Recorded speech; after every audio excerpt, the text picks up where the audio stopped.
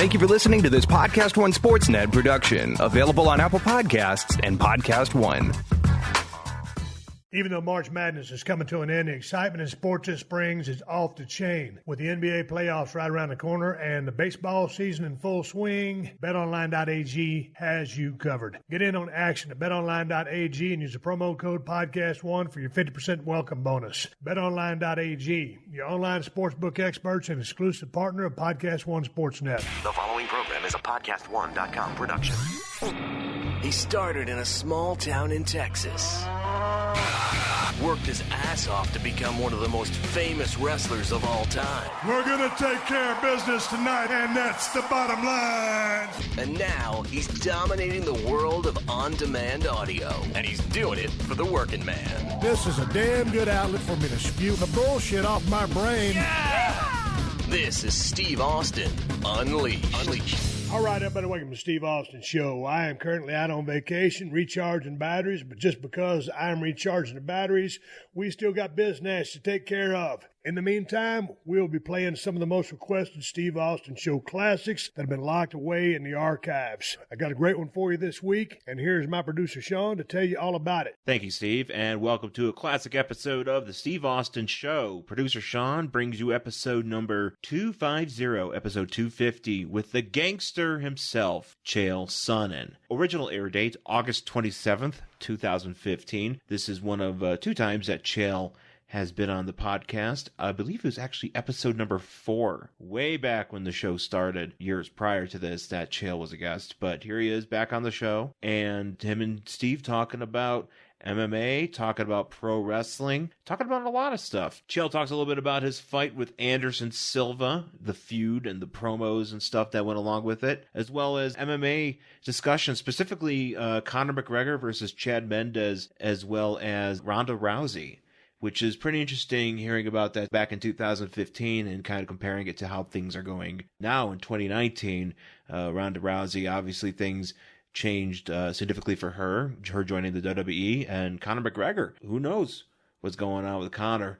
But if you want to know more about Conor and MMA news and stuff like that, check out Chael's podcast, You're Welcome with Chael Sonnen, every Wednesday and Friday here on PodcastOne. Full disclosure, I produce both of those shows, both Chael's show and Steve's show. And I had a lot of fun hearing the voices of two of the wildest, craziest personalities in sports. Hope you guys dig this episode. They also talk a little bit about wrestling, talking about Chael's relationship with pro wrestling. He's a pretty big fan.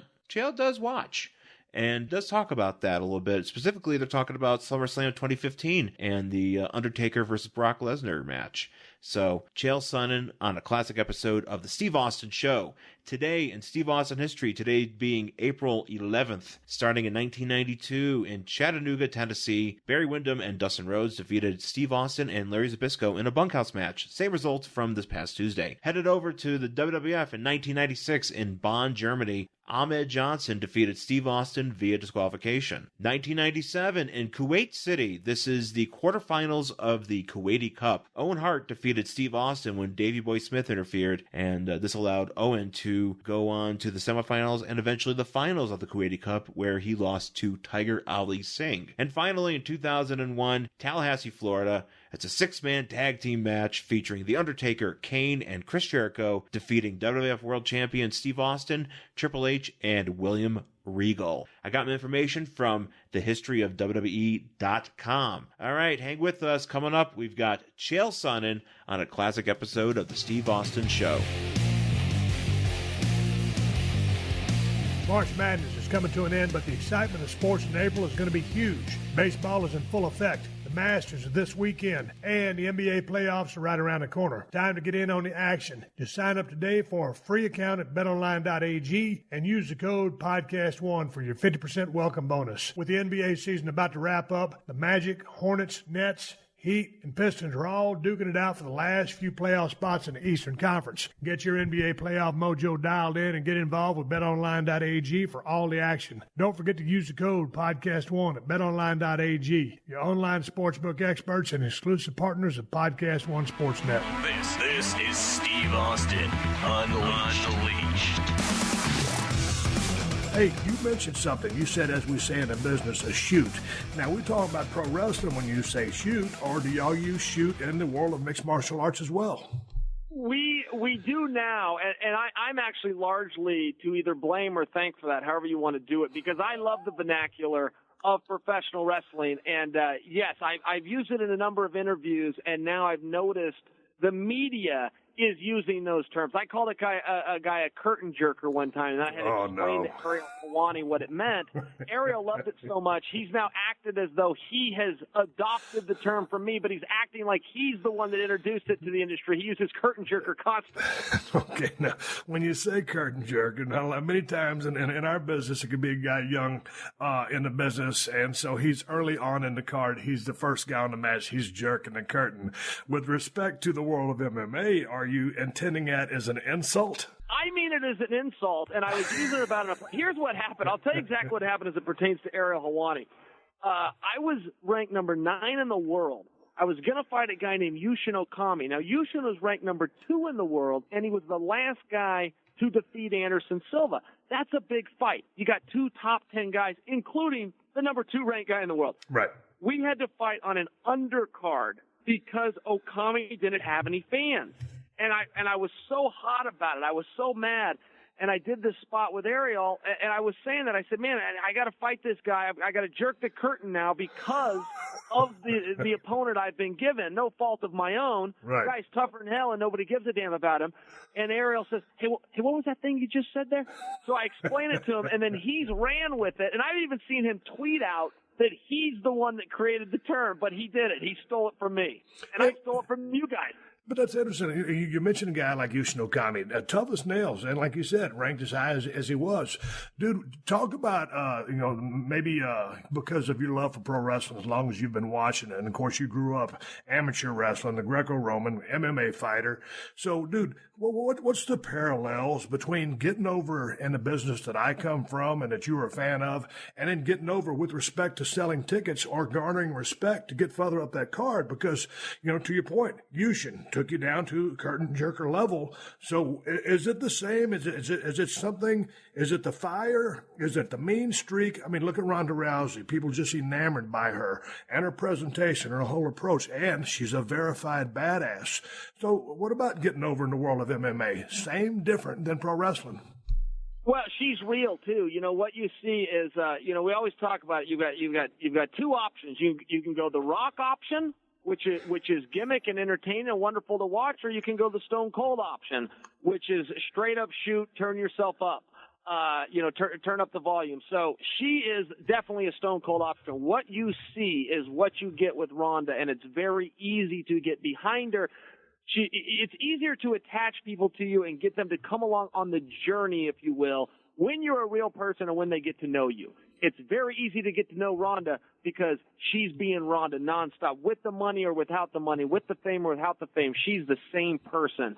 As far as our industry goes, we don't have enough pro wrestling in it. And the reason is it can't come from our leadership. Dana White in no fashion wants people to believe that we are anything other than an organic shoot. What you see is what you get. And if you script anything, including a promo, the problem with the guys in our business is they'll turn on their own damn product. It will come out as soon as fans don't like them, and that's going to be day one, and say, well, they gave me that. I was reading lines, or they made me say that. Guys have done this before. They've made me say that. And the whole world goes, wait a minute, if they're scripting promos, what else are they scripting? And, if the guys were smart enough to band together, shut the hell up, and just go with it, and some are going to get cheered, and some are going to get booed, and sometimes you're going over, and sometimes you're putting someone else over. But they're not. Our industry doesn't work that way. We've got the toughest guys in the world, and they're a bunch of crybabies. They cannot settle for one day of having their own little Twitter feeds light up with anything negative. And if they say something, even if it's a hot statement, they'll run it back so that people will think they're a nice guy. There is so much opportunity in our business for a heel because nobody has the balls to be one. Dude, you were talking so much trash back in the day, and of course, I mean, you sold me. You were the one who sold me on that fight with you and Anderson Silva, and goddamn it, I'm still mad at you for losing that damn fight. Diamond Dallas Page came over to my house that night. I like to watch the fights by myself, so I can sit on the damn couch, yell at everybody, coach them up, be the armchair quarterback that I am. I love the world of MMA, and that damn Dallas is one of my best friends. We cheered for your ass for goddamn 4.5 rounds, and then all of a sudden he grabbed that gimmick hold on you, and I said, son of a bitch. So anyway, goddamn it, I went back and I've rewatched back in the day when I got dropped on my head, and the reason I'm out of the business today. Do you ever go back and watch that fight and say, God damn it, Chael, why did you do this? No, they made me one time when I was getting ready to fight him a second time as part of a promo piece. They made me sit down and watch it and then kind of analyze myself. And I struggled through it as best I could to get the piece done, but I couldn't watch it. And that's not just because I lost, and that one was a heartbreaking loss. But even if I win a match, I don't go back and rewatch it. I think it's a weakness. I think I would be better off if I could. I mean, what better way to learn than watching yourself and learning your bad stuff and your good stuff? But no, it's too hard for me. Those things make me nervous. They make me sick in my stomach. My palms sweat. Even if we're sitting here talking about it now. And that match in particular is exemplified on this. But no, I'm not very good at going back and rewatching them. I get nervous, and I don't know what it is, but no, I don't. But you became one of the premier, if not the premier trash talker, basically, in the history of MMA. And then all of a sudden, here comes in the last, half a year, this Conor McGregor, who has totally united the country of Ireland, which he comes from. And all of a sudden, he's going to take on Jose Aldo. Aldo goes down with the rib injury. Okay, all of a sudden, Chad Mendez steps in on short notice. Talk about the trash talk and what Conor McGregor has been able to do in your eyes with respect to blowing up the UFC and transcending and really, uniting a country behind his cause. And hell, half the people from Ireland over here just absolutely love this guy. And he's a mesmerizing figure. I think the cat, it remains to be seen what happens with him and Jose Aldo. That will happen down the road. But just give me your thoughts on what he's been able to do, just as far as his presentation, his persona, and the way he's executed in trying to sell fights. I'll tell you, if his story ends right now, if he never wins, if Aldo kicks his ass and then 3 more guys come along and kick his ass, he will go down in the Hall of Fame someday. He's got the interim championship. He sold more goddamn tickets than anybody in that short career. Nobody's had as few of 5. I think he's only had 5 UFC fights. In fact, I know he's only had 5 UFC fights. He's selling out arenas. He sold out an arena in Ireland on his 3rd fight. So, his place is already set. He doesn't know that. That's one of the great things when you're a champion. You enjoy what people write about you, but you can never believe it. As soon as you start believing it, you're in trouble. The guy's character is real. His gimmick is real. The suits are real. He's a fun guy. Now, one thing that he's got, and I used to have this, I lost it. One thing that he's got is he's able to live the gimmick, and even the smart marks believe what they're seeing. Now, when the cameras aren't rolling, he's not that guy. He is a guy that knows exactly what he's doing. He's smart. He's ready at all times. He works his ass off, but he knows how to play the media. When the cameras aren't going, he's a totally different guy. I had the whole world brought in, too, and I was enjoying that character. They threw me on the show The Ultimate Fighter, where the cameras are rolling 24 hours a day, 7 days a week. I wasn't that good of an actor. I couldn't keep it up, so I kind of had to transition the character a little bit. And he'll go through that eventually, too. They will overuse him to where he just goes, you know what, I'm tired, I'm exhausted, I can't do it anymore. And the character will change. I don't think there's anything wrong with that, but he is going to be faced with that. I think he is true to himself, but you brought up the way you brought out the comparison a while ago. Is he Stone Cold or is he The Rock, or is he a combination of both? Real, but just able to turn it up when he needs to. Yeah, I think that he's probably a little bit more of The Rock in terms of it is planned. If he goes into an interview, he's got his pieces, he's got his sound bites. It doesn't matter what question you ask him, he's going to hit you with the punchline, and as soon as he does, the audience forgets what in the hell the question even was. And everybody should do that. It doesn't matter what the question is. I mean, every politician in the world does that. They show up with their talking points, they wait till the host shuts his mouth, and then they hit the audience with whatever message it is they want to get out there. I had I had a bit of a stone cold moment, if you don't mind me switching gears. Go ahead. Can I tell you a story real fast? So I went out and I did, Jeff Jarrett's got a new show. It's called Global Force Wrestling. And I went out to it. He just had his second one this last Friday. A month prior was his first one. That was my first entry into professional wrestling, aside from buying a ticket and parking my ass in the seat. I got to be behind the curtain. It was a lot of fun. Well, when I get there, there's a production meeting at 11 a.m., and I find out about this secondhand. He doesn't tell me about the meeting, and so I think, okay, I'm going to go to that. I think he probably just forgot to send me the text. So I show up at it, and they go through the whole show, and I realize I'm not in it. He's flown me out. He flew me out first class. He's paying me to be there. He got me a nice suite at the Orleans, and he didn't put me in the show. So I said to him after the meeting, I said, Jeff, I'm not in the show.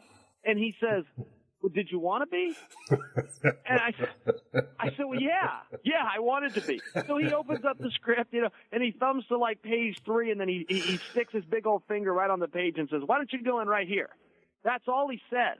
He doesn't say you're going face, you're going heel, you're going to be edited in, you're going to be edited out, promote the next show. He tells me absolutely nothing. He puts his finger on the page and says, why don't you go in right here? So I remember thinking, this is my stone cold moment.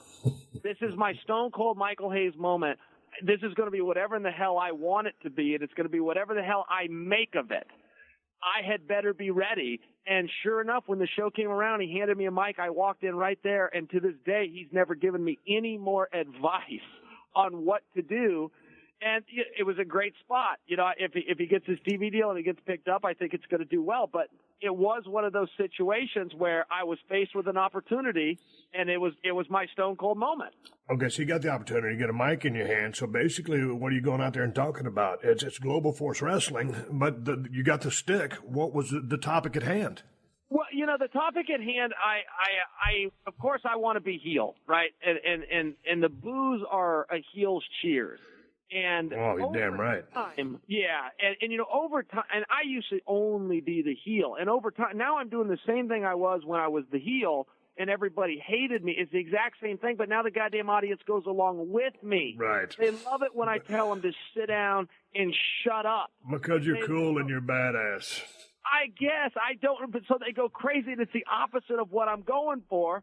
I do like it. It does make me. I'm still getting that rise and that reaction. Right. It's still, and I'm judging the other guys. When the other guys go out there, I'm just judging whose pop was the loudest.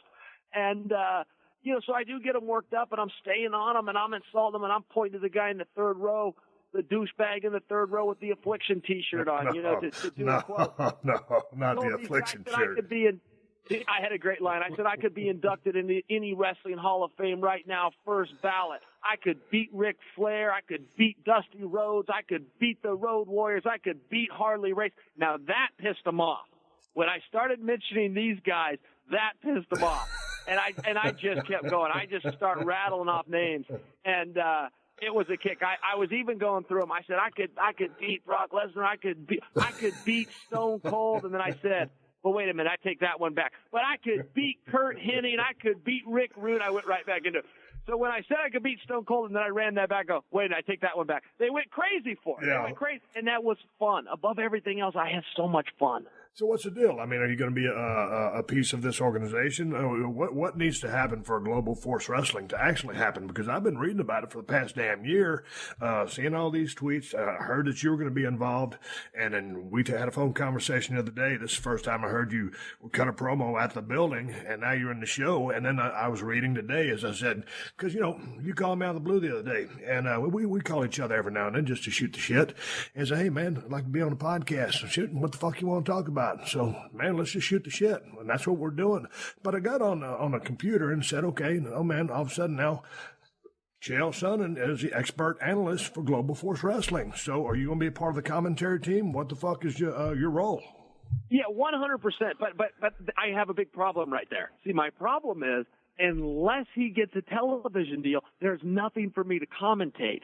So if anyone can get on TV, I mean, two families have really ran wrestling in this country for the last couple of decades, but it is the McMahons and the Jarretts. If you go back a little further, you could bring in the Crockett's, but, if anybody can get on TV, it's going to be Jeff Jarrett. He does know what he's doing. He's a smart cookie, and he knows the right people. So I think that's going to happen. Now, internationally, I think he could get that done right now.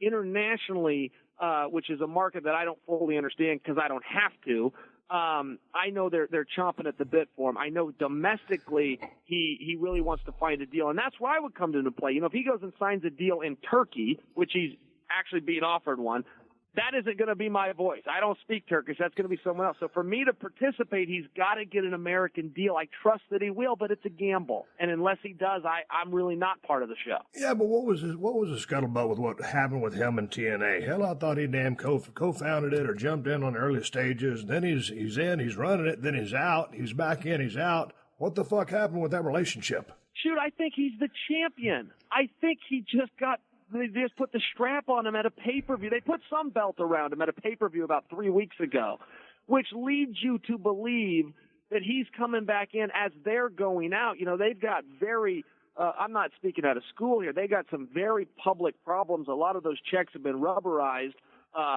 over the last 8 or 9, 10 months. They lost one television deal with Spike. Their Discovery deal isn't doing great, and they've now lost that, which lends to the belief that he could take it over, that he could absorb it. I asked him straight up one time. I said, hey, the rumor is you own 11%, that you retained 11% of TNA. Is that true? And he kind of laughed. He said, well, it's more than that. He said, but yes, I am still an owner of TNA, but I'm not the majority. I can't go in and control the board. So I don't know what's happening there. It's all speculation, but I love to speculate. I think it's fun. I'm a mark, so it's fun. If you want to know what I think is going to happen, I think TNA is going to go under. I think he's going to absorb it, which I imagine just means absorb the talent. I don't think he'll have to buy anything because I don't think they own anything besides a couple of rings and a whole bunch of debt. And I think that he will rebrand it Global Force, and I think they'll move forward as that. But I have no insight to that. Okay, well, let me ask you this. I mean, currently you're under, you just a little bit more with the suspension left to go, and then you could be back at work, seemingly with UFC. If you were to go get in bed in business with Jarrett, with TNA, whatever they call it, Global Force Wrestling, how do those worlds balance? Do you have to say, hey, Dana, I'm doing this now, or no, Jeff, I'm doing this, and Dana says, I'm going to do this, I can't do that. How do you balance the scale there?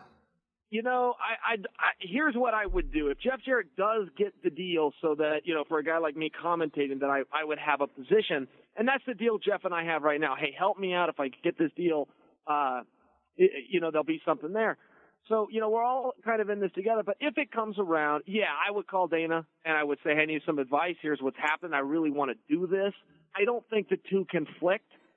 If you're talking about like going back to, I don't think they conflict, but Dana just put himself, he was saying, wrestling's fake. He put a couple of tweets out there. I thought that was his version of saying it's a work.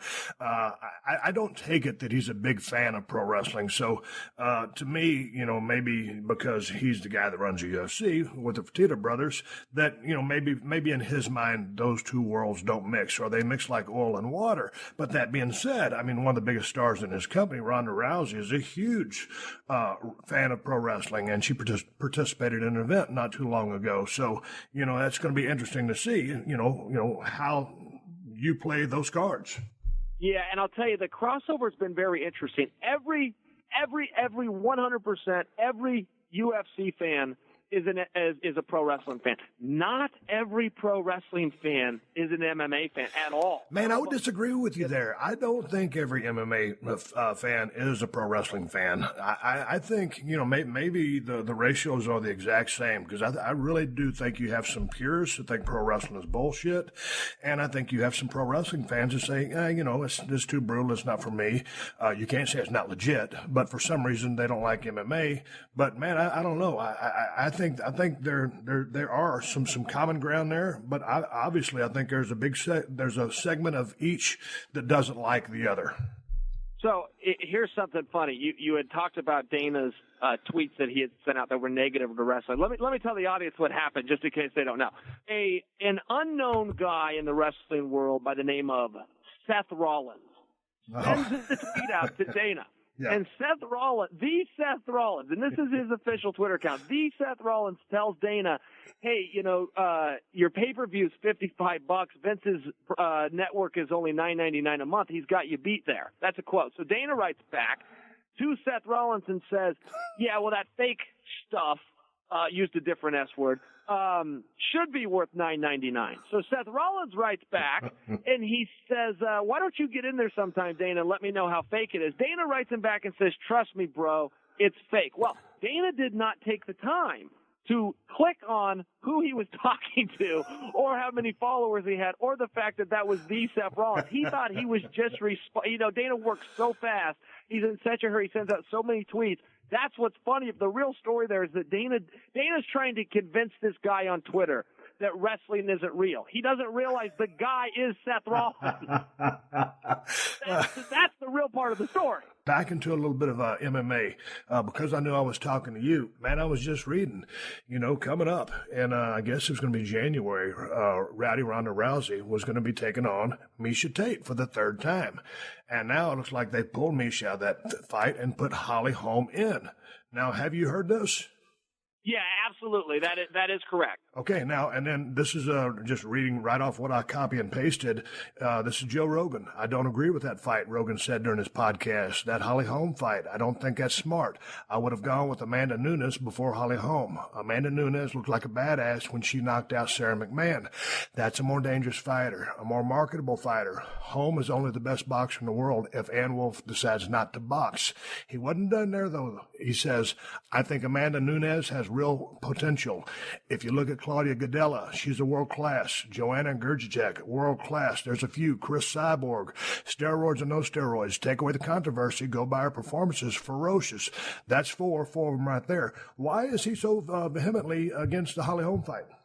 Because she has not earned it yet? Yeah, and Joe Rogan hit it right on the head. Holly Holm is undefeated. The other side of that is she's only had 2 fights.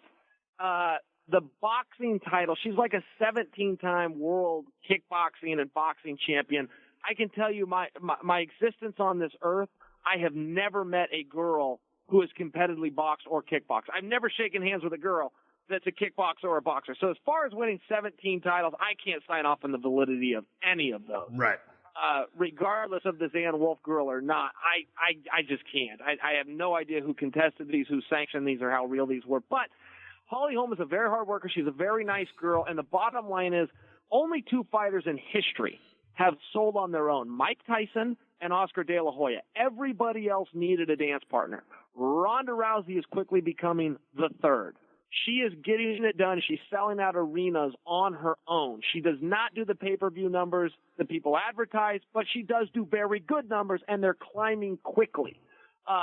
So with that said, you just kind of need somebody to go out there. Miesha Tate is the right contender as far as if you want to follow the rankings, but that's been done twice. That division lacks parity. Holly Holm, I don't think Miesha was the right choice. She is the right girl in terms of architecture, competitive architecture, but it's a tough sell. We've already seen it twice, and they weren't close the first 2 times. So I like that there's new blood. I like that that Holly Holm is in there in terms of Miesha being out. But I get Joe Rogan with Nunes. Sure, you could have gone with her, but at this point, what the hell's the difference? We're buying it for Ronda, and that's just the truth. Man, I tell you, the last time, I saw, the Miesha Tate fight against Ronda Rousey, she kept rushing in. Every time she rushed in, Ronda threw her. And I think it was about the 3rd time, that's when she hit her with that arm bar. And man, I just thought, from a strategic standpoint, that wasn't the best strategy to employ. And, Ronda's hands keep getting better. And I'm not an MMA expert. Miesha Tate has good hands. They're getting better, as we saw in that last fight against Correa.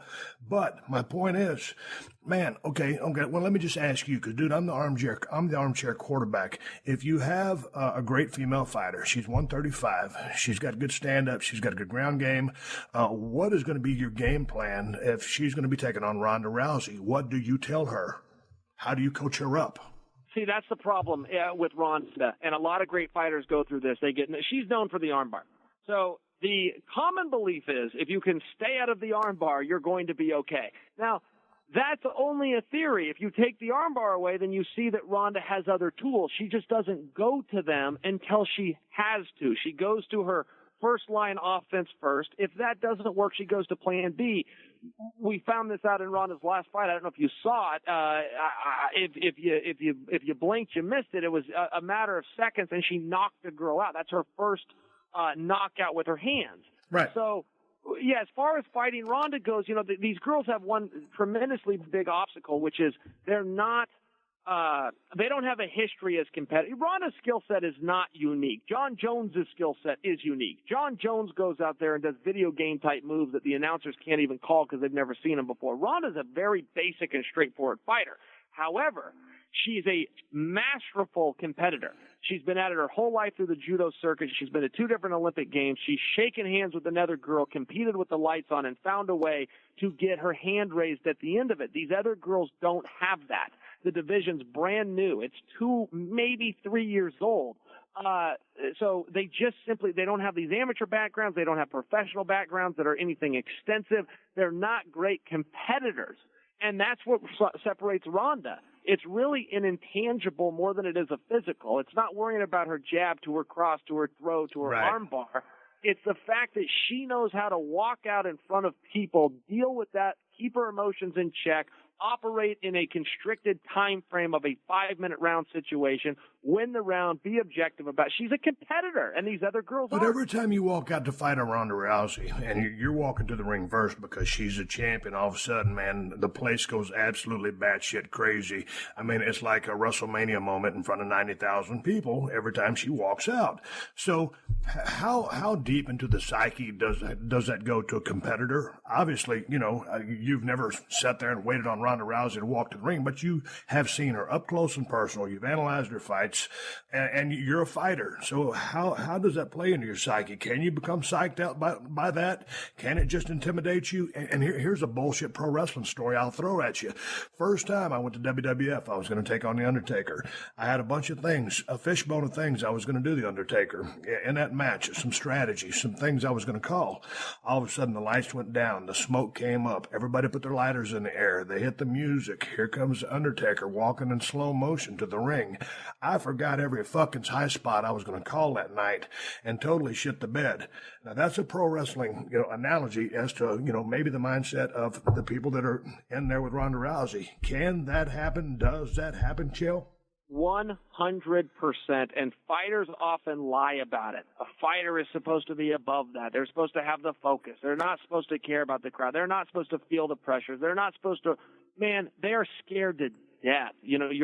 I used to be, have certain nerves and anxiety in amateur wrestling where a guy's just trying to score points on you.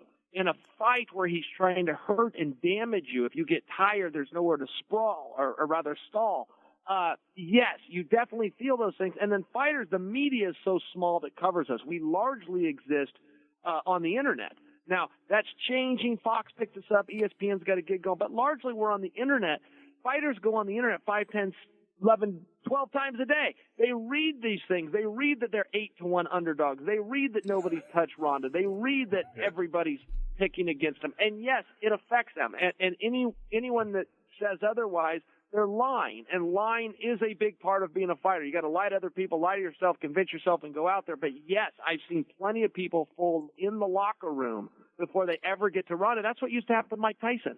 People would lose those fights in the locker room before their music ever even hit those speakers. You kind of diagnosed, Ronda's fighting style or her strengths as compared to John Jones with the video game type moments. In closing this conversation about Ronda Rousey, my thoughts, armchair quarterback, is her strength is, first of all, she's been an elite level athlete basically her whole life, and obviously, with her mother, a silver medal at the Olympics, gold medal at the Olympics. I mean, she's been around that environment, second generation, all her life. But when she goes to that ring, she uses that BMF walk. And I coined that phrase back when I did one of my videos, sitting in the stands at Freeman Coliseum with Jim Ross. And he said, "Steve, what about that walk?" He goes, "You don't walk like that all the time, only when you walk to the ring." And I said, "That's a BMF walk." He says, "What's that?" I said, "Bad motherfucker." I said, "When you walk to the ring, you send a message to that person in the ring of what you're about to do to them." I believe Ronda Rousey uses that BMF walk catwalk. I'm not saying she got it from me. I'm saying that's who she is as a competitor. But to me, one of her strongest suits, other than being second generation and just born and raised from Olympic grade talent, a mother, is her mean streak. She wants to finish motherfuckers like nobody's business. I've just never have seen a female, fighter, since her or before her that has the dogged determination just to want to crush, submit, or finish that opponent. Her mean streak is probably what I like most about her. And I mean, as it pertains to the octagon. That's exactly right. Yeah, I mean, she is out there for business. She is not in. This is really relevant when the Ronda story gets told in the final analysis. She is not there for the fame or the money. And the evidence there is that she dropped out of high school her sophomore year to pursue an Olympic dream and eventually was stuck living in her car for a number of months. The Ronda Rousey story is not one of moonlight in canoes. It's one of sacrifice and determination. The sport caught up with her, thank God. Thank God she did get in there where she can have some fun and get some attention, have some people watching, make a whole bunch of money. Thank goodness. But that's not what she's there for. She is there straight up to kick ass. And if you took the money out of it, she's still showing up. And if you took the fame and the cameras out of it, she's still showing up. And that evidence is there. She did that. That's what judo is. When's the last time you went down and bought a ticket and watched a judo match? I'm going to guess never. I've never done it. I doubt your listeners have. She would go to the farthest, darkest places of the world to compete with other girls that would do the same thing. They'd meet in a room and go have a judo competition and try to break each other's arms and feet. That's what she did. She's a straight-up ass kicker, and the fact that the fame caught her, well, good for her. She deserves it. She doesn't have to live in that car anymore. But that doesn't change the fact of why she's there, and those purists are the ones that go on and do the best. Anybody that has a level of success will tell you don't do it for the money. Let the money will catch you if the passion's there. And it's really true as it pertains to her. Make sure to stick around after this podcast to get the latest headlines from the AP News Minute. Baseball season has arrived. With the start of baseball season, PodcastOne Sportsnet has all your bases covered. With the Dan Patrick Show. You can't even spell strike. The Rich Eisen Show. But it doesn't matter if you get it moving if nobody's getting on base. And Baseball and Chill. Mike Trout will be paid close to $500 million. That is more money than you would ever know what to do with. Don't miss Dan Patrick, Rich Eisen, or Baseball and Chill all summer long on PodcastOne Sportsnet. This is Steve Austin Unleashed. Chael, before we move on, I want to ask you a little bit about your family life, but I wanted to break down one more fight before we moved on, and that was that Chad Mendes fight against Conor McGregor. And, Mendes took that fight on short notice, about 11 to 14 days, depending on which story you listen to. When that match first busted out, about that 40-second mark, it looked like Chad was gassed. He just kept hanging in there, was able to get some takedowns. We talked about this on the telephone about 4 or 5 days ago. I thought, this is my opinion, again, armchair quarterback, pro wrestling like a motherfucker. I thought with a full camp, I thought Chad Mendes would have won that fight. Purely speculation because it didn't happen like that. Break down that fight for me, and what did you see? And see, I agree with that because it did appear to be a conditioning issue. Physically, move for move, he did appear to be the superior athlete. His skill set did appear to be able to neutralize, control, and even dominate Conor. He fatigued. And, whether it was a full camp issue or it was an adrenaline dump. And here's what an adrenaline dump is. Please tell me. I hear that a lot. Yeah, you hear that a lot, and sometimes it even gets dismissed, but it's a real thing. So if you come out there and you have a level of excitement in a fight, I've seen guys knock their opponent down. When the opponent gets up, they're done. They thought the fight was over. The guy that did the knocking down thought the fight was over. He was celebrating in his head. His dreams have come true, blah, blah, blah, and he realizes he's got 4.5 rounds still to go. Right. And he just dumps. They can't do it. They got that level of excitement, and it creates for an immediate fatigue. And this is a chemical release. This is actually a biological scientific thing. You get a chemical release from your brain, and once that goes through your body, boy, your muscles lock up, your joints lock up. It really becomes tough to overcome mentally. So Chad Mendes goes out there. He takes Conor McGregor down just as he had hoped he would be able to do. He didn't know for sure. He thought he should be able to take him down, but he didn't know for sure. He takes him down with ease. When he got him there, Conor scrambled up to his feet and got away. Now, nowhere did any of us, and Chad and I are buddies, we got the same managers, I talk to him regularly, nowhere did any of us in the Chad Mendes camp think that Conor would get away. many of us thought, well, maybe Conor's got these weird George St. Pierre type hips and we can't take him down. But once we get him there, his ass isn't going anywhere. Chad took him down. He had a sigh of relief. Okay, good. I was able to get him down. Conor sprung back up to his feet, and when he did that, I saw it happen. I saw the adrenaline dump take place. I saw the expression leave Chad's face. I was watching it ESPN, and I said to the guys, this fight is over. And they all said, what do you mean? What do you mean? 40 seconds in, I said, the fight's over. Conor's got it. And they said, what do you mean? Chad's no, the fight, trust me, the fight's over. Chad takes him down again. Chad's throwing elbows and beating him up, and I just kicked back in my chair. I put my feet up. I said, guys, the fight is over. Conor wins this fight. They couldn't see what I was seeing, but unfortunately, I've been in his shoes. I know what it was like, and I knew he was done. And when the fight was over, Chad privately did say, yeah, that's exactly what happened. He said, I needed out of there. I was scared to death. I was completely exhausted. I've never been exhausted in a fight before. And I needed out. There was 2 rounds to go. I knew I couldn't do it. And that's a very fair analysis of himself. Hey, obviously, because this is what you do as a fighter and now and as a announcer, part of commentary or analyzing, you watch a fight much different than I do because I'm a fan. I get it. I get a little bit of it, but I'm looking from a fan standpoint. I see some strategies. I see some of the things, not like you do. It's like if I was to watch someone framing up a house, I kind of see what they're doing, but not like the motherfucker that's doing it, or the other carpenter who actually is helping build the project. So with that being said, watching the way you watch MMA, how do you see professional wrestling? And let's take a famous match, which you've probably seen time after time after time, which would be WrestleMania 3, say with Savage and Steamboat. I'm sure you remember that match. Of course. When you go back and you watch stuff like that, or if you just put it on right now, are you seeing the inner workings, or are you just watching kind of as a fan, and are you paying attention to the psychology of, okay, this guy's getting shined up right now, time for a little bit of heat, got to bring these people back up? Are you listening to the crowd while you watch and seeing, what's actually going on? Yes, I do, but I didn't throughout the majority of my career. That's kind of a new thing where I do look at it differently. As soon as I retired, and got more involved in pro wrestling and actually getting to be behind the curtain instead of buying a ticket at the box office, walking in the front door and sitting down. I do look at things differently, and I'm very impressed by that. The things that I learn, and a great guy, if anybody ever wants to know about ring psychology, a guy that breaks it down as good as anybody and does it very openly, is Jim Cornette. He does it all the time. He explains, the difference between a heel and a face and what they need to do in the different towns and territories to get over. And the psychology fascinates me. I like it more than I like the actual event. I respect it more. Okay, so, and talking about Jim Cornette, he's one of my favorites of all time, and that guy had a gift for gab, and he was just a guy that could talk for days on end and just literally make you want to throw a brick at your television, and I absolutely loved his work with the Midnight Express. So how often are you talking with Jim? Are y'all doing, you have a podcast, you're welcome. So is he a frequent guy on your guest? Have you been on his show? How well do you know Jim?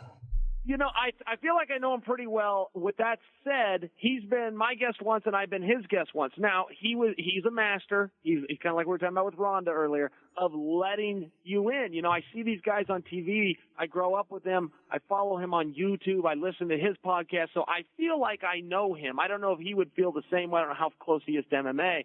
He was a great guest. I just did his show a couple of days ago. He's so much fun. He's so interesting.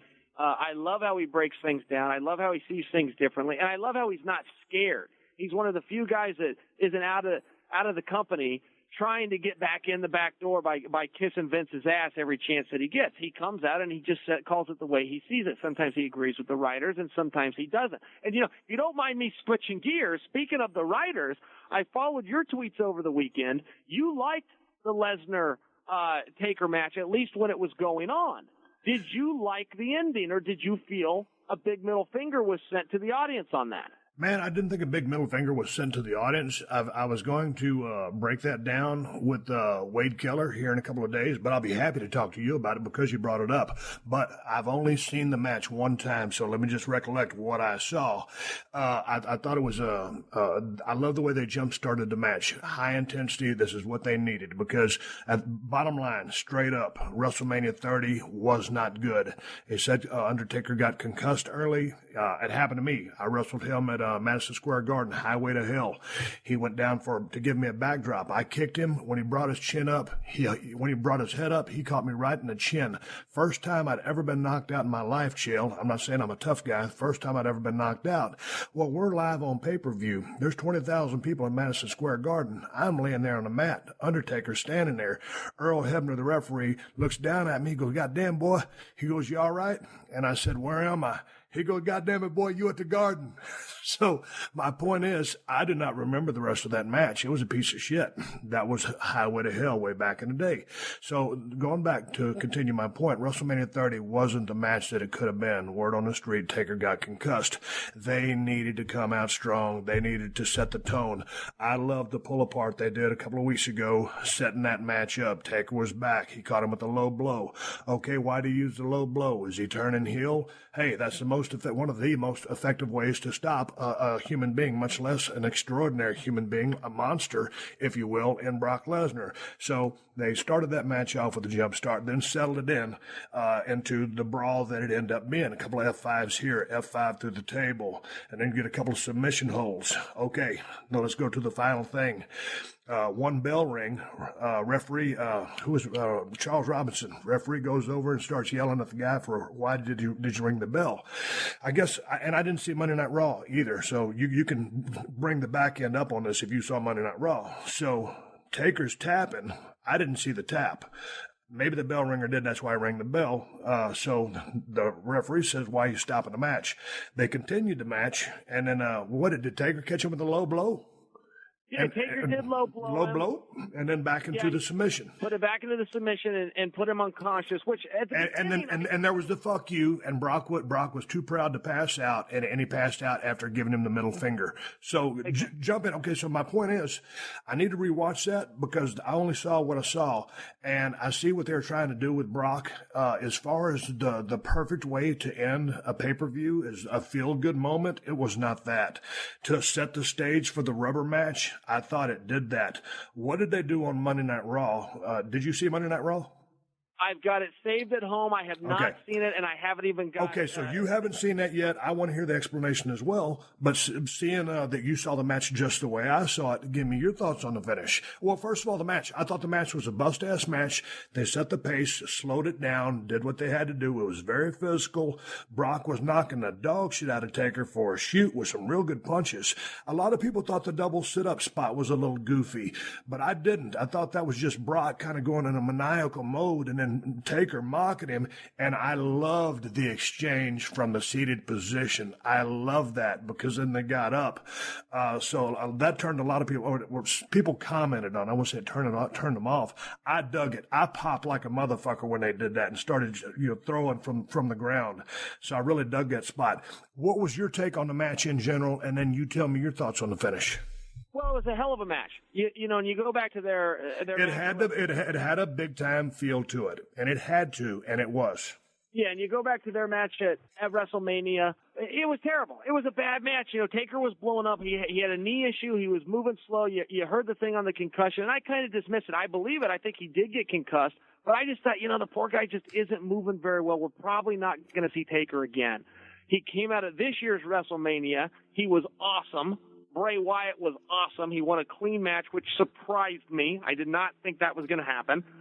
So he comes out for this match, and you kind of give him the benefit of the doubt. I thought it was the best he'd looked out of all three of the matches. So good for Taker. Brock's doing his part. I know the sit-up moment you're talking about. I also liked it when they started exchanging from that position because I've never seen it. I've never seen guys starting to trade blows while sitting on their asses. But here was my problem as a fan. It was very clear what they tried to do. You put Taker over. He deserves that. People have been pissed off since he went down at WrestleMania. So you go ahead and you correct that a little bit, but then you put Brock over too. So now you haven't upset anybody. And as a fan, I don't just want to be happy for my guy. I want to see my opponent's fans hanging their head. So when you put both guys over, when you do an overcorrect like that, and nobody has to leave sad, it pisses me off. I want the people cheering for Brock, because in this case, I'm a Taker guy.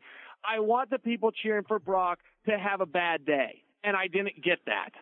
Again, I thought, the tap out was funny. I didn't know if that was like an insurance clause built in as a safety valve, just because maybe, as a businessman, Brock didn't necessarily want to do the favors, but the old man talked him into it.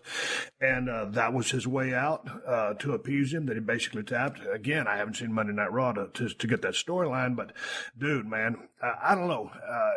I loved those two submission holds that were grabbed by both guys, but me, man, either give me a fuck job finish where someone fucks the other one, or a straight up, boom, I beat your ass today. Yeah, there was the discombobulation, distraction when you turned around, and whether it's a shot to the balls into a whatever Taker's finish is these days, that big gimmick thing he does, something impactful that's fuck you. Boom, we're 1-1, bitch. Now we got to take it somewhere else to find out who's going to be 2 out of 3. And obviously that destination is WrestleMania. So kind of, I think we're barking up the same tree. I would have liked to have seen a bigger payoff with more impact. And I would have liked to, I watched it on the television. Had I walked out of the arena, or when I turned my television off, I'd like to say, you goddamn right. Now I got to see the third one. The way it is right now, I still want to see the third one, but it didn't really just make me start to slobber because I've got to see the third match now. I would have loved to see just a little bit, about a 2-minute dose of ultra violence. Boom, into the finish, off the bell ring with the distracted referee. Boom, 1, 2, 3, Taker goes over. Yeah, I totally agree. And, I'll tell you a guy that I respect because he's got the courage to put people over. And he's got the courage to do it clean and no BS, and that's Cena. When Cena makes a decision to help a guy get his career started, he doesn't start and stop him in the same match. And it's one of my criticisms of the business over the last 5 or 6 years. They've been starting and stopping guys, maybe even over the last 10 years. They're starting and stopping guys so much. And a guy like Cena will come out. Jericho was real good at that too. Jericho would if he was going to put a guy over, he would put him all the way over. Right. And I did feel, the writers tried to correct it so much that as a fan, I'm going, wait a minute, guys. Someone here has to have the balls to go down, and it's got to be all the way down. Now, you bring up WrestleMania. See, now I think that Stone Cold Steve Austin is going to wrestle Brock Lesnar in WrestleMania. That's what I think. No, you're wrong there. But let's talk about the brief program we worked with Kevin Owens. People were like, well, why couldn't Cena put him over? Because, motherfucker, you're talking about John Cena, the number one guy for the last 10 years. He done put Kevin Owens over one time strong. Now it's Cena's time to win because he's the man. I love Kevin Owens. He's got a great future ahead of him. He's damn near a 15-year vet. So people always talk about Cena holds people down. Hell no. That guy wants to get as many people. He would love for someone to come in there and try to blow his doors off or be on the same platform because, dude, you know it just as well as I do. You've been in the business where you're trying to put asses in seats and make people buy a pay-per-view. The more people you got operating on that level, the more money you're going to make. Cena's a guy that's very passionate about the business. He loves the business, but I'll be goddamn, he loves the money too. And so he ain't trying to hold nobody down. And to your point, yes, he'll put anybody over at any time when it's right for business and when it needs to be done. And that's one of the reasons I respect him so much. Yeah, see, I totally agree with that. And again, Jericho was another guy that... Again, Jericho, damn right he would. Now, I'll stay on something for a second. I see Kevin Owens. That one surprised me for a couple of reasons. One, I don't know that he's going to be a huge star, but above everything, not to his fault. He's 35 years old. If Cena's going to put a guy over, traditionally, he's going to put over a 25-year-old. That must have surprised you that he put over Owens, who isn't I don't know for sure he's going to carry the torch, and even if he does, he can't carry it that far. Yeah, but I don't think they're looking that far down the road. And, Kevin Owens, he may be 35, but I think he is a part of the at least the next wave for the next 2 to 5 years. Now, and how long will Cena, stick around? I don't know. I know he loves the wrestling business. He may never leave. And how durable he is. Look how soon he came back from that damn devastating nose break that Seth Rollins gave him. Dude, back in the ring this quick. After all the surgery he's been through, he's always back in the ring. But anyway, so back to your point about Kevin Owens. I think he's a strong part of the NXT movement into the main roster. And again, the guy's been around the horn. He's no spring chicken. He's a tried and true veteran. But I think it's going to become, that roster is going to be, the sum is greater than all of the parts. All those guys together are going to be having these badass matches, and that roster maybe within the next few years will be almost as deep as it was in the Attitude Era. Because if you go back, Chael, back to the days when I was still in the ring, yeah, I was leading the charge, but look at everybody that was in that locker room. It was so deep. We've already had some guys already going to the Hall of Fame, some guys yet to be going into the Hall of Fame, probably another 5 or 6 of them. We had a badass roster. So I think moving into the future, it's right now, Cena is the guy. He has been the guy. But the other person, or the other thing that's drawing the people, is that it is the machine that is called the WWE. There needs to be another big star. But with everything going on, with Reigns being what he is, and we don't know what he is really right now. He's a somewhat over babyface. Look at Seth Rollins, a premier performer. A little bit of heat as a heel. You got John Cena. You bring your Kevin Owens. You bring your Cesaros. All these other guys who are coming up as hellish as hands. I think it just goes to show you got to have a strong roster. And maybe no one will ever surpass within this generation that's currently in the ring what Cena's done. But Kevin Owens is going to be a big part of that movement. Yeah, that's interesting. Well, okay, that's cool. You've changed the way I look at it. I'll tell you, one of the greatest characters ever in wrestling history, in my opinion, is what Bray Wyatt is doing right now. And he's 26.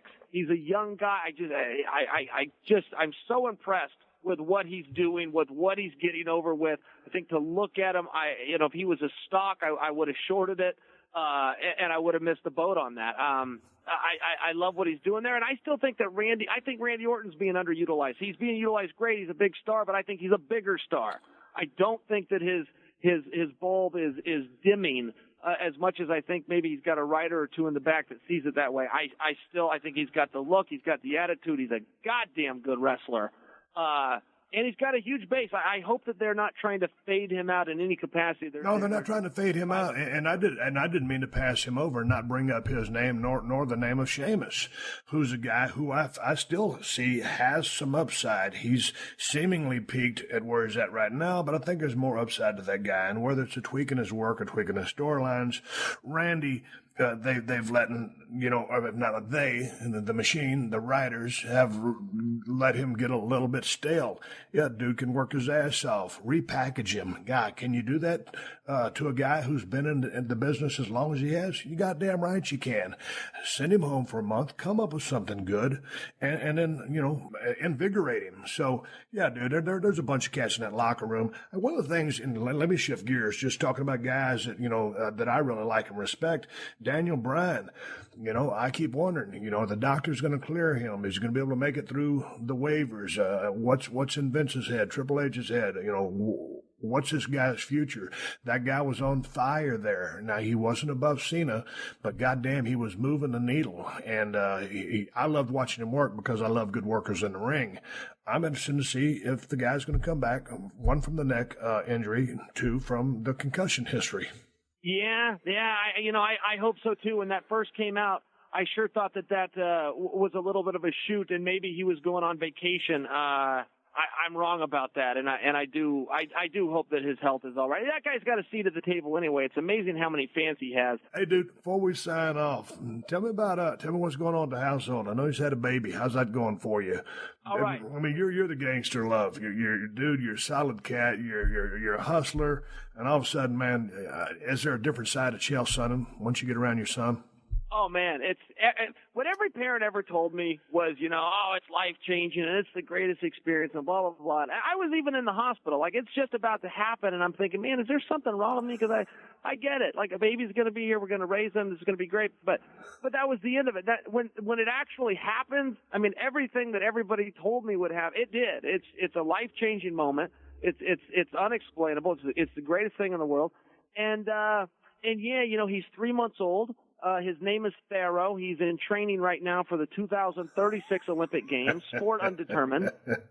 He's in the resting phase. He likes to sleep a lot. He's preparing his body for the big competition. And that's about it. And you know what? I really appreciate you asking about him. I love talking about him. I'm as proud as can be. So you're a hands-on guy. You're doing all the, help, feeding or changing the diapers, doing the whole burp routine, all that stuff. Oh, all of it, absolutely. I have night shift because I'm a night owl anyway. So my wife's on up until 8:30 p.m. and then I take over and she gets the full night's sleep, which is pretty rare. Most parents, that's their big complaint, is they don't get any rest. So we've kind of figured that out. Now it's only our first, so we have mastered the sleep. On the second might be a little different, but man, it's been a thrill. And he's very unreasonable, this kid. He wakes me up at like 4 a.m. and screaming, and I go talk to him. I try to tell him, things aren't that bad. You got your own bed, got some food, you got clean clothes, but he's not quite ready to be rational yet. Tell him, you're in a good place. You're in a good place when you get out in the real world. You're going to see you've got it good right now, kid. Hey, let me ask you, you're a night owl. Man, I can't sleep worth the flying shit. And so I try to stay up late. So, if I try to go to sleep at like, say, 9 or 10 p.m., that's the time I would like to go to bed. But if I did that, I'd wake up at like 3. So last night, I tried to go to sleep at about 10:30, woke up at 1:15. I went in there, got a glass of wine just so I can wind down, no pun intended, wind down and try to go back to sleep and then sit there and toss turn like a motherfucker the rest of the night. I can't sleep worth a shit. Are you a night owl just because that's when you come alive, do your thing? Are you researching stuff on the computer? Are you watching TV? What are you doing when you're night owl, when you're married with a baby? All of the above. So I got the TV going, and I'm a new subscriber to Netflix, which actually makes passing the time a little bit better. But yeah, my body kicks on. In the morning, I'm the same as you. I'm 2 cups of coffee, and I'm an alpha brain because I have to. I'm not on in the morning. And at night, it doesn't matter how hard I've worked out that day. It doesn't matter how few hours of sleep I had the night before. I turn on. When I'm training for a fight, I'll do my last workout about midnight. About midnight is when I'll throw my shoes on, and that's when I'll go do my road work. And it gets a little bit of a small town feel too. You're out running at night. It's nice and quiet and calm, but it's largely just because that's when I feel my best. I can't really work out in the mornings because I'm not awake, and that's just the way that it goes. But yeah, I surf the internet. I love it. Whether it's pro wrestling sites or MMA sites. I even love politics. So I got my CNN.com and FoxNews.com. All right, let's wrap this thing up. I want to talk about your podcast because you've been podcasting now for, I'm guessing, right at about a year. Yeah, I'm just shy of a year, okay. and maybe the best decision I made. I want to go back. I was riding in a car somewhere, and my phone rang. It was you, and you said, "Hey, Steve, let me ask you about this podcasting thing." I said, "You said, do you dig it?" And I said, "Yes, for all the reasons why." And I said, "Chael, you're natural at this. You've got to do that." You remember that phone call? Absolutely, 100%. All right. So anyway, obviously, you've got your show. You're welcome. How are you enjoying the process? Is it what you thought it was going to be, and are you digging it? It is the most fun I've ever had in a job. I only talk to people that I have fun talking to. So it's no interview. I don't research or anything. I just like to have people come on and do a conversation. I've been stuck 1 or 2 times where it was like I was the FBI and my guest was there under subpoena. I would ask a question, they'd answer it yes or no, and I'm going, listen, if you don't want to do a spot, man, just tell me no in the future. But so I'm trying to create something out of nothing.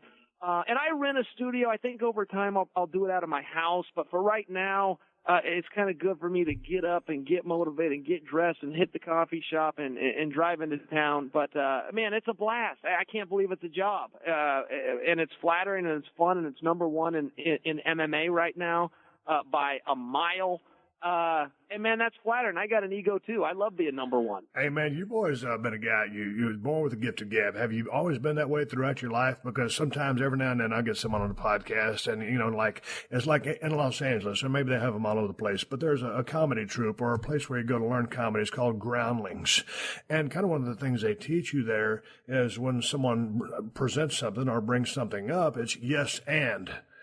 And so every now and then you'll get someone on you will interview, and they don't know the yes and, they just know the yes and no, which you just said. And it's like, God damn, when you get one of these motherfuckers on the podcast, I'm thinking to myself, help a brother out. I'm trying to pull teeth over here, and all you got is yes or no for me. Are you able to talk your way around that now? Are you able to phrase your questions to a different degree so that you can elicit words from a person who is short with words? I'm not great at that. Jim Ross was talking to me about that and how to do it and the notes you should take ahead of time so that you can get yourself out of a jam when you're in them. But, I usually just call the guy out. I had a guy on my podcast, and I just said, hey, Luke, at what point in this conversation did you die? Like, let me know so the corner can mark your toe tag easy. I mean, this is a pain in the ass. I had a guy named Douglas Crosby on. He's an MMA judge. He's a smart guy. I would even call him a friend. And I mean, it's such a bad job at everything. I just called him out on it. I said, man, this is a bunch of crap. I said, I can't air this. This whole interview's crap. I said, everybody's asleep by now. And I was serious. I was red freaking hot, and it ended up doing huge numbers because I had to heel turn on him. And it did make it interesting. But, it's like, man, you're going to come on this show and give me credit. This is the number one show. In MMA, look, if you want to be a fight, you want to call somebody out, you can create a fight right here on this podcast. Dana White listens to this podcast. He gets the cliff notes. His own PR guy writes them up for him. You want to call someone out, this is the place to do it. You're going to come on here and give me crap? I'm an ESPN analyst, not for nothing, but I am a guy that can help you make a fight. I can do it right now because I've got the audience. You're going to come on here and give me nothing? I'm going to call you out on it because I have to. I have to call you out because it's got to be some kind of goddamn entertainment. Now, you do realize that we touched on you versus Rock at WrestleMania for 1 second. You got off it, and all the marks are listening right now. They think that we planted that, and they're making some kind of concession. That's going to be all over the No, we didn't plant that. You asked that, and I got off of it. You got right off of it, but people are going to speculate that was the plan. All right, let's give big ups to TrueCar for supporting the podcast. TrueCar knows that every car comes with its share of stories. That ding in your bumper when you nervously picked up a first date. Or the mileage you saved by riding your bike all summer. While you can't put a price tag on your stories, now with TrueCar, you can at least find out what your car is worth when it's time to sell or trade it in. Just go to TrueCar. Simply enter your license plate number and watch your car's details pop up. Then, just answer a few questions. Navigation, moonroof, high mileage. Now you'll know how much it's going to cost so you can plan ahead. Once you finish, you'll get a true cash offer sent in minutes, which you can take to a local certified dealer to cash out or trade in. So when you're ready to experience a better way to sell or trade in your car, check out TrueCar today. True cash offer not available in all areas. You're also going to need some car insurance for your vehicle. Go to geico.com, and in 15 minutes, you could be saving 15% or more on car insurance. That's right. Save hundreds of dollars on car insurance at geico.com. Extra money in your pocket? It may just be the most rewarding thing you do today. All right, I'm giving Sean a go-home cue, so let's wrap it up for this week. Make sure you check out PodcastOne.com and subscribe to The Steve Austin Show so you don't miss any of these classic episodes. Before I ride off in the sunset, I do want to throw out a couple of plugs. I still got a beer. It's the Badass Broken Skull IPA, the finest IPA in the United States of America, and that's the bottom line. Made by El Segundo Brewing Company.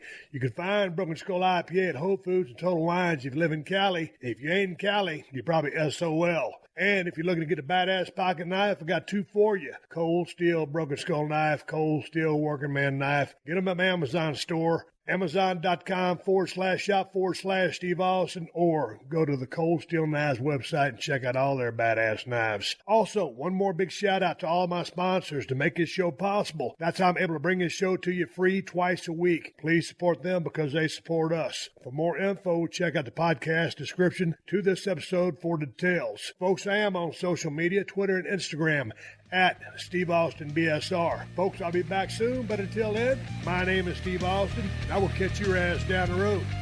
Download new episodes of Steve Austin Unleashed every Thursday at PodcastOne.com. That's PodcastOne.com.